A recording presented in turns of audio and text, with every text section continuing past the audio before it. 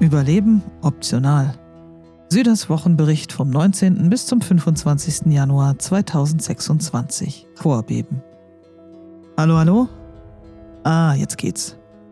Einsatzzentrale, bitte kommen. Hier meldet sich wieder mal ersetzbares Crewmitglied Nummer 371, direkt von der emotionalen Front. Ich fühle mich heute wie ein schlecht geführter Lagerplan. Überall Markierungen, aber keiner weiß mehr so genau, welche davon eigentlich noch gelten. Willkommen zu einer Woche, in der sich Gruppen auflösten, nur um in anderer Form wieder aufzutauchen, in der Camps diskutiert, verteidigt, angegriffen und selektiv respektiert wurden. Zu einer Woche, in der der große Knall nicht mehr nur ein Gerücht war, sondern sich spürbar anbahnte und in der es bereits jede Menge Vorbeben gab. Also macht's euch bequem oder versucht's zumindest. Hier kommt mein ganz persönlicher Wochenbericht aus einer Gegend, in der Neutralität verdächtig wirkt, Urlaub taktisch genutzt wird und Hoffnung inzwischen mehrere Vornamen hat. Montag, der 19.01.2026. Wie Schokoladenpulver in Milch. Über Funk gab die BZU ihre Auflösung bekannt. Zumindest klang es im ersten Moment so. Ich fand das, sagen wir mal, ausbaufähig. Also hielt ich eine kurze Ansprache, dass man sich jetzt bitte nicht dramatisch in Einzelteile zerlegen solle. Und überhaupt, was würde dann aus ihren Steaks? Gehen könnten sie ja, aber bitte das Geheimrezept dalassen. Man hat ja auch Verantwortung. Relativ schnell stellte sich raus, nein, weg waren sie nicht. Eher umgerührt. Ich stellte mir das Ganze vor wie Schokoladenpulver in Milch, ihr wisst doch von früher. Aufgelöst, nicht verschwunden. Irgendwas Neues entstand, wahrscheinlich auch irgendwie mit Klümpchen. Die BZU, wie man sie kannte, gab es also so nicht mehr, aber Geschichte war sie damit noch lange nicht. Namen sind hier ohnehin sehr dehnbar. Ich meinte scherzhaft, solange im anderen Tschernarus das Tschernarusische Rote Kreuz, das CAK, auf Deer Island nicht plötzlich zum Dirk wird und Samariter von Tschernarus auch ganz fröhlich auf Livonia ihr Unwesen treiben durften, musste sich die Beresino Union ganz sicher nicht umbenennen, nur weil sie gerade woanders schlief. Ich stellte klar, Mauern sind kein Konzept, Basen sind kein Vermächtnis und Beresino war nie der Kern der Union. Der Kern, das waren sie. Der Name war nur am Ende eine Farbe. Eine ziemlich okaye Farbe, muss ich sagen. Nicht glänzend, aber deckte. Währenddessen lief Prigorotki ganz normal weiter. Herzgärtnerte, besorgte Benzin, machte eben Herzdinge. Also Dinge, bei denen man sich fragt, warum sie noch stehen, während andere schon wieder diskutieren. Jay kam ans Camp und traf einen Neuankömmling namens André am Brunnen. Er stattete sich aus und verschwand wieder aus der Geschichte, wie das bei Nebenfiguren eben so ist. Ich nahm Tom, also Sloptalk, mit nach Solnitschny. Der angekündigte Adertausch lief erstaunlich unspektakulär. Weiß gegen Blau. Den weißen Ader brachte ich zu seinem eigentlichen Besitzer, Echo. Der war nicht da. Überraschung. Also nahm Yannick ihn stellvertretend entgegen und ich sagte, ich würde ihm den Kopf abreißen, wenn im Auto irgendwas passieren würde. Ich ging davon aus, dass Echo sich freuen würde. Tat er dann auch. Naja. Nebenbei trug ich wieder Dinge von A nach B. Botendienste. Ich sollte mir dafür irgendwann mal einen Stempel geben lassen. Dann kam aus Solnitschny die Meldung Stolperdraht. So ein Mist. Kaum denkt man, es läuft, liegt schon wieder jemand auf der Nase. In Prigorotki traf ich wieder auf Schmetterling. Die Tanz- und Theatergruppe, die Moskitos, überlegten nun doch, Stary-Sobot zu verlassen. Noch war nichts entschieden, aber die Luft war dick. So dick, dass man sie hätte schneiden können, wenn gerade jemand ein Messer übrig gehabt hätte. Zuvor hatte es erneut einen Angriff auf die Theatergruppe gegeben. Ja, schon wieder. Man glaubt es kaum, aber es wurde zur Gewohnheit. Der Angriff entpuppte sich allerdings nur als Vorwand, um die Chicks und die BZU aus der Reserve zu locken. Und die rückten natürlich sofort aus, um zu helfen, weil man das halt so macht, und gerieten prompt in eine Falle. Bei Krishino wartete eine Straßensperre. Sie wurden aus dem Fahrzeug geholt. Wie im Lehrbuch. Bitter, aber berechnet. Ich sammelte sie samt Yannick wieder ein und brachte Schmetterling zurück nach Hause. Die Lage blieb angespannt. Jemand war definitiv noch in der Nähe ihrer Base, unsichtbar, still, sehr präsent. Schmetterling schlich sich trotzdem hin. Ein Fremder sah sie. Alle hielten kurz die Luft an. Nichts passierte. Am Ende stellte sich raus, der Fremde war Tabasco gewesen. Er war den Schüssen gefolgt, ließ einen Teddy in der Kiste zurück und war ausnahmsweise mal nicht der Angreifer. Das waren andere gewesen. Man verliert ja sonst leicht den Überblick. Ich fuhr zurück. Am Camp fanden wir eine Nachricht, aus Kürbiskernen gelegt. We are still here. Dazu ein trauriger Smiley. Und ein Kürbiskernpenis im Farmingzelt. Na wunderbar. Wenn schon Botschaft, dann doch bitte mit Niveau. Oder wenigstens mit weniger Gemüse. Basti wurde an der Küste bei Prison Island angeschossen. Er wehrte sich und traf. Später stellte sich raus, es war Whisky gewesen. Er hatte Basti verwechselt. Passiert den Besten. Zum Glück für Basti klemmte Whiskys Waffe und der verzweifelte Feuerwehrmann war somit einfach schneller am Abzug. Er hatte sich verteidigt und man sah etwas Neues an ihm. Nicht mehr nur den Feuerwehrmann, sondern jemanden, der auch zurückschoss. Herzwandlung, nur in kompakter und mit wesentlich mehr Munition. In Last Hope wurde ein Unterstand abgebaut. Basti meinte trocken, man brauche das Holz vermutlich für ein Kreuz, für welches Grab auch immer dieses Mal. Jay fand eine schwarze Olga, sie ging an Turbo Tommy. Und eine helfende Hand sicherte den überfallenen Gunther von Ultra, den die Chicks in Action an der Straßensperre verloren hatten. Er stand noch da, geduldig, wie alles, was hier zu lange stehen bleibt. Dienstag, der 20.01.2026. Stöckchen statt Stoff. Der Tag begann mit einer Grundsatzdiskussion. Orten die Samariter bzw. die Auffanglager eigentlich zu viele Zeltplanen? Kommt drauf an, wann es zu viel wird. Natürlich haben sie viele Unterstände und natürlich ist es kein Wunder, dass die Leute dann anfangen, genau diese Unterstände abzubauen, wenn sie dringend Plan brauchen. Ursache trifft eben Wirkung und einige sahen in den Camps nichts anderes als gratis Baumaterial. Erz zog Konsequenzen. Befehl nach unten, Prigorодki auf das Nötigste reduzieren. Zeltplanenunterstände raus, Stöckchenunterstände rein. Wer Zelt planen wollte, sollte sie zukünftig woanders suchen. In Prigorодki und Solnitschny wurde das direkt umgesetzt. In Absprache mit Gravedigger auch im Auffanglager in Nischneue. Wie es im Camp Gucci oder Last Hope weiterging, würde sich zeigen. Beides keine Samariterlager, also nicht Herz-Zuständigkeitsbereich. Die Stimmung blieb trotzdem angespannt. Cripsy meldete sich im Funk. Er sei geradet worden. 54 Granaten weg. 54. Genug für mehrere Tore und einen kollektiven Nervenzusammenbruch. Ich fragte mich kurz, wie man so viele Granaten ungesichert in der Scheune lagern konnte und ob der Mann eigentlich komplett den Verstand verloren hatte. Dann lachte er. War nur ein Scherz. In Wahrheit waren es nur 4 Granaten gewesen. Haha, sehr witzig. Wir lachten nicht. Am Camp tauchten 2 Bambis auf. Einer davon mit Presseweste. Keine Ahnung, was sie wollten, aber am Ende zogen sie weiter. In Prigorодki wurde das schwarze Brett aufgebaut. Endlich ein Ort für Nachrichten, Andeutungen und passiv-aggressive Kunst. 2 Überlebende jagten ein Huhn mit einem Baseballschläger und zu diesem Zeitpunkt stellte ich schon keine Fragen mehr. Yannick und Nigo beobachteten Mishas neue Base, Herz fand beim Zug-Event ein Fass und Pinky hatte, wie so oft, eine brillante Idee. Warum das Fass nicht als Benzinfass nutzen und warum nicht gleich im Auto zur Tankstelle fahren und es dort befüllen? Gesagt, getan. Selina lief auf dem Heimweg noch durch Chanaus und wurde am Containerhafen von einem Überlebenden mit gezogener Waffe verfolgt. Pinky gab einen Warnschuss ab, der Fremde zog sich zurück. Aber als Selina sich zum Camp vorarbeitete, wurde sie beschossen. Wir zogen uns zurück und beobachteten. Dann spottete Jamet einen der Schützen und erwischte ihn. Es stellte sich heraus, es war Bandaska von Misha. Ein weißes Armband im Inventar, nicht am Arm.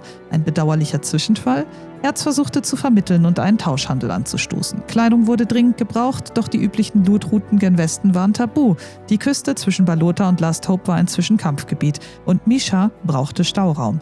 Man einigte sich, Kleidung gegen ein Fass und ein Zelt. Lacroche kam mit einem Freund vorbei, um das abzuwickeln. Dabei stellte sich heraus, dass der zunächst stille Freund mit weißer Armbinde niemand Geringeres als Greenie war. Überraschung! Herz übergab den gesicherten Loot von Bandaska, der Tausch wurde vollzogen und die Gerüchte bestätigten sich nun endgültig. Misha und die Silberfische waren enger verbunden, als Herz geahnt hatte.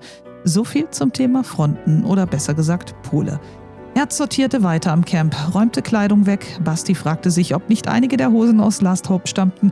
Sie kamen ihm so bekannt vor. Herz meinte, Hilfe sei wichtiger als Herkunft. Cripsy holte sich einen Rest Zeltplaner ab. Kurahi kam vorbei, man jagte zusammen. Basti erlegte ein Schwein und Kurahi zog weiter. 2 Fremde blieben noch kurz am Camp und wurden aus der Distanz beobachtet. Kurz darauf tauchten am schwarzen Brett die Buchstaben D und K auf. Nein, nicht Donkey Kong, wahrscheinlich Davus und Kalle. Später waren Whisky, Kalle und Davus unterwegs und kämpften um einen Militärkonvoi.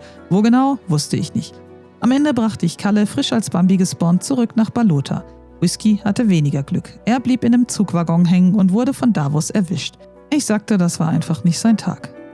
Mittwoch, der 21.01.2026. Täglich grüßt Tabasco. Am Camp waren Pinky, Lina und Basti. Dazu ein weiterer Überlebender, der seinen Namen nicht nennen wollte. Sehr geheimnisvoll, sehr bewusst, sehr auffällig. Es war Melo, natürlich war es Melo. Melo erkannte man nicht daran, wer er war, sondern daran, was er tat. Ein Scherz hier, eine Stichelei dort, wer macht denn auch sowas? Unauffällig wie ein Clown im Tarnanzug. Bei der Tanz- und Theatergruppe, den Moskitos, gab es währenddessen wieder Ärger. Schon wieder Angreifer vor der Base. Einer ging down, 2 flohen. Die Truppe bekam wirklich keine Pause. Tabasco meldete sich ebenfalls zurück aus der Kategorie, man kann's ja mal versuchen. Diesmal in Severograd, Wachturm-Raid. Yannick begann den Einsatz standesgemäß damit, sich erst einmal das Bein zu brechen. Traditionen wollen schließlich gepflegt werden. Es folgte Trash-Talk, Explosion und dann ein Moment, der so sauber war, dass man ihn eigentlich einrahmen müsste. Yannick richtete sich auf und schoss Tabasco gezielt durch eine Lücke ins Bein. Sauber, präzise, fast schon unverschämt gut. Tabasco war down, kommentierte das Ganze später mit: Den Versuch war's wert. Optimismus stirbt zuletzt. In der Base lagen danach gefühlt mehr Minen als gute Entscheidungen in dieser Woche. Die Leute waren erstmal mit Aufräumen beschäftigt, statt mit Siegesgefühlen. Rio brachte später noch Dosen vorbei und legte sie in die Feuerkiste. Unaufgeregt, verlässlich. Erz bedankte sich. Am Ende tauchten noch 2 Überlebende am Camp auf. Einer holte kurz was, grüßte und zog weiter, ohne irgendwas anzuzünden, umzubauen oder jemanden zu bedrohen. Kein Drama, kein Knall. Donnerstag, der 22.01.2026. Prigorодki trägt. Donnerstag. Einer dieser Tage, an dem man nicht weiß, ob man müde ist oder einfach nur durch. Pinky meldete eine Straßensperre vor Prigorодki. Autoteile quer über die Straße. Wir räumten das weg. Kommentarlos. So wie man Müll eben entsorgt. Kurz darauf stand ein Fremder am Camp, nannte sich Held, sprach kein Deutsch, kaum Englisch, rüstete sich aus, nickte höflich und verschwand wieder. Mehr Begegnung war nicht drin. In Novo ging's derweil rund. Streetfights überall. Die Leute waren übermütig geworden. Man brauchte keine Gegner mehr. Das erledigten sie selbst. Jamet, Pinky und ich brachten Jay ein Geschenk und 14 Kohletabletten nach Novo. Man weiß ja nie. Danach holte ich Ultra in Beresino ab und fuhr wieder runter nach Novo. Taxi spielen. Tom, Slopdog, fuhr mit. Auf dem Rückweg meldete Rio einen Sniper auf das Camp. Der Überlebende verschanzte sich und war dann weg. Wie so oft. Ich begegnete am Containerhafen einem Hirsch. Kurz. Ich jagte ihm nach, aber verlor seine Spur, wie verhext. Rio machte es besser und erlegte später 2 Hirsche im Nordwald. Fleisch gesichert, wir grillten. Bert kam vorbei und brachte Klebeband und Nägel. Manche Menschen tauchen immer genau mit dem auf, was man braucht. In Last Hope traf Basti auf Greenie und einen Freund. Parallel hörte ich plötzlich eine sehr liebliche Stimme. Später stellte sich raus, Niki von der 501. aus dem anderen Chanarus. Stimmverstellung versucht, gescheitert. Am Ende wurde es dann doch ein netter Besuch. Am Apfelhain tauchte ein Bambi auf, nannte sich Mr. Plus, haute sogar Niki, überlebte das und zog dann weiter. Ich erklärte ihm vorher noch die Regeln, sehr, sehr deutlich. Mora und Greenie kamen nachts dann ans Camp. Jay tauchte auf, im Gilly inkognito. Cripsy kam vorbei, freute sich mit Jay, bekam von ihr den Gilly und schenkte ihr eine Granate. So entstehen Freundschaften, international. Ich stellte klar, das war kein Date. Für ein Date hätten noch die Schüsse gefehlt. Die kamen erst später. In Tscherno, Explosion, Feuergefecht. Vermutlich Misha gegen irgendwen, vielleicht Mr. Plus, vielleicht nicht. Lacrosse schaute kurz vorbei als Bambi. Schüsse waren zu hören, ruhig war anders. Davos kam dazu. Es wurde dunkel. Wir saßen am Lagerfeuer. 2 Kollegen sollten noch kommen. Dann stand plötzlich noch ein Helmmann da, mit Motorradhelm, mit wenig Worten. So saßen wir da, Inkognito Jay, der Helmmann, Kalle, Greenie, Davos, Mora, Niki und ich. Grillten mitten in der Nacht in Prigorодki, trotz aller Spannungen. Ich erzählte einen Silberfischwitz, für Geschichten reicht es nicht ganz. Der Hellmann brachte eine Tür, setzte sich drauf, wir lachten. Dann Menschenpyramide. Mora nannte sie das geheime Silberfisch-Raid-Yoga, die Loselblüte. Dann bekam der Hellmann eine Art Anfall, Zittern. Wir stabilisierten ihn. Davos drohte ihn zu fixieren und der Hellmann willigte ein. Er ging mit Kalle und Davos vor das Camp. Man munkelte was von Fesselspielchen. Ich fragte nicht nach. Draußen passierte irgendwas. 3 gingen, 3 kamen zurück. Dann ein Boxkampf. Inkognito Jay gegen den Hellmann. Er hatte eine Waffe im Ring dabei, legte sie aber auf Geheiß von Davos weg. War nur Gummislacks drin, aber sicher war sicher. Rio nahm die Waffe an sich. Der Boxkampf endete tödlich. Der Hellmann starb. Rio warf die Waffe weg. Jay hob sie auf. Die Situation drohte zu kippen. Niemand wusste, ob die Campregeln halten würden. Immerhin waren das hier verfeindete Fraktionen. Aber Prigorодki trug sich selbst, wie Herz später sagte. Ich forderte Jay bestimmt auf, die Waffe abzulegen und schließlich tat sie's. Eskalation verhindert. Später die Klarstellung durch sie hatte nie vor, die Silberfische anzugreifen. Schon gar nicht am Camp. Habe ich wohl ein bisschen Gespenster gesehen. Naja. Der Morgen danach dämmerte und alle zogen wieder ihre Wege. Später kam ein Notruf von Kalle und Davos. Gasangriff, Krankheit im Westen. Ich fuhr los mit 0 negativ im Gepäck, brachte Blut in Richtung Last Hope, versorgte unterwegs Kalle und Davos. Allerdings konnte ich nicht direkt zur Tankstelle fahren, denn dort war immer noch alles voller Gas. Wirklich ein reizender Ort für ein Camp, Basti. Ich wartete, hörte Schüsse an der Küste. Greenie kam vorbei und warnte mich, nicht zurückzufahren. Feuergefecht. Servicehinweis dankend angenommen.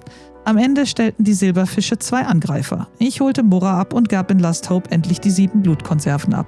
Ich bot noch an, Bert von Prigorодki aus mitzunehmen. Für ihn war es zu spät. Er ging schlafen.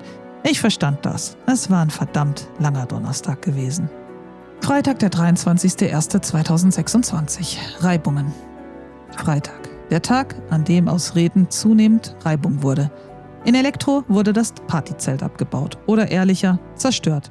Gleiches Schicksal für ein mittelgroßes Zelt. Herz bekam die Meldung und fand klare Worte. Allgemeingüter ohne Sinn zu zerlegen, war genau das Verhalten, das hier nichts verloren hatte. Wer Zelte brauchte, konnte fragen. So kompliziert war das nicht. Darauf folgte eine erneute Grundsatzdiskussion. Wieder über Camps, über Größe. Die eine Seite meinte, es gäbe davon eindeutig zu viele, zu groß, zu sichtbar. Außerdem war die Rede von Waffen, die nahe den Camps gelagert wurden. Einige Raider hatten davon berichtet.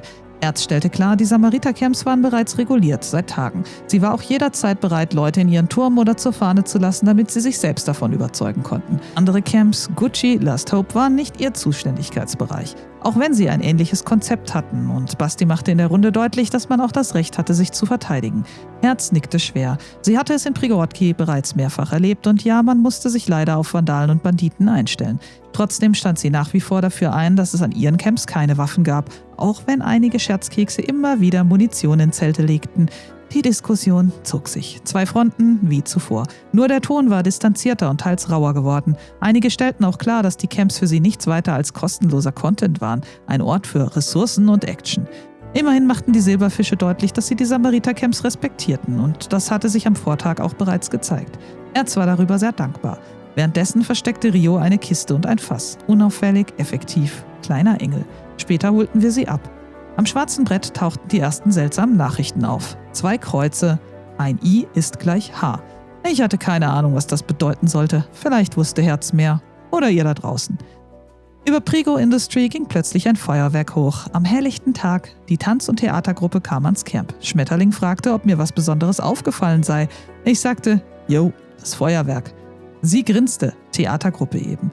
Am Lagerfeuer erzählte Herz später noch Geschichten. Von Fetzi, der fröhlichen Landmine, von Anansi, der Spinne, die alle Weisheit der Welt einsammeln wollte. Schön erzählt, guter Moment. In der Nähe Rio, Yannick, Selina und Gravedigger. Rini wollte auch kommen, schaffte es aber nicht mehr rechtzeitig. Später brachte Gravedigger, Selina, Rio, Pinky und Herz 2 Zelte nach Elektro. Ein Unterstand wurde wieder aufgebaut. Unspektakulär, aber notwendig. Turbo, Tommy und Chris tauchten als Bambis auf und liefen mit Herz und mir nach Prigorod-Ki. In Novo gab es noch einen Raid-Versuch, Silberfische gegen Chicks, offenbar abgewehrt. Am schwarzen Brett blieb zum Schluss ein neues Zeichen, ein Hai und ein Herz. Ich musste zugeben, fast schon Herz allerliebst. Samstag, der 24.01.2026. Erschütterung. Samstag. Einer dieser Tage, an denen man sich fragte, ob hier eigentlich noch jemand Luft holen durfte.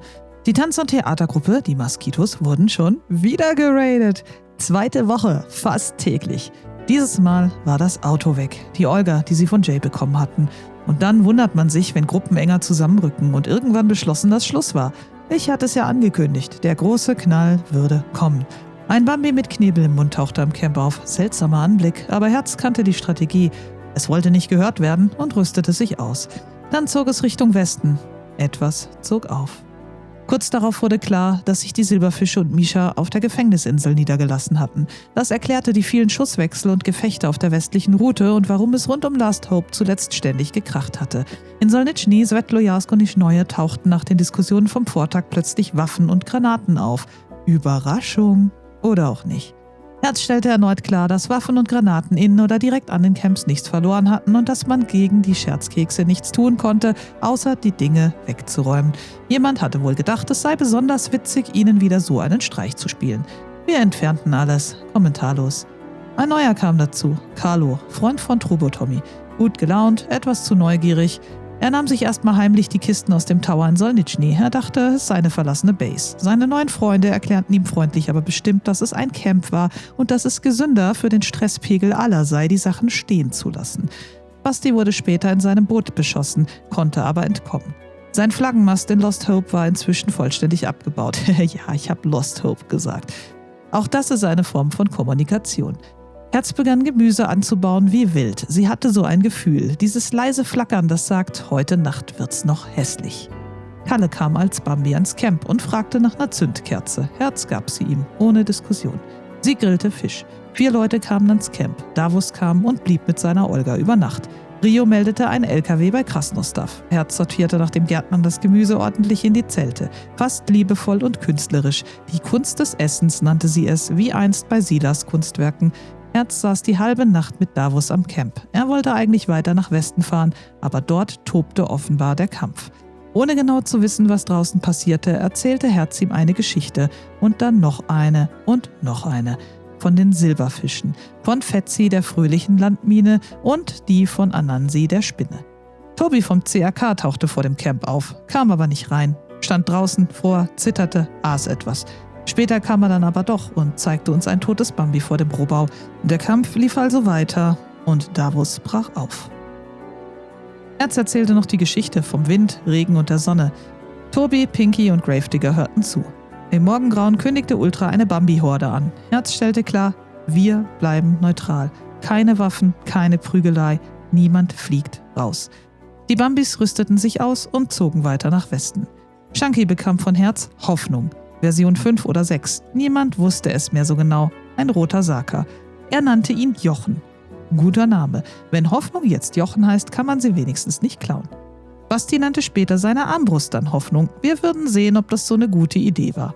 In Severograd kam es zum Counter-Raid, nachdem der Angriff auf die Gefängnisinsel erfolgreich gewesen war. Die Insel war nun in der Hand von Ikea, den Chicks in Action und der Beresino Union sowie der Tanz- und Theatergruppe.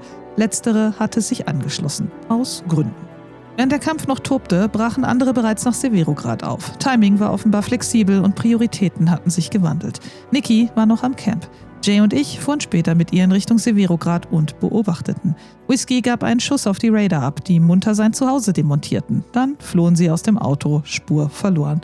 Der Raid war nicht sauber abgeschlossen. War das der große Knall gewesen? Ich zweifelte. In jedem Fall war es ein Vorbeben. Sonntag, der 25.01.2026. Severograd fällt. Sonntag, der Tag, an dem sich das Vorbeben in ein regelrechtes Erdbeben verwandelte.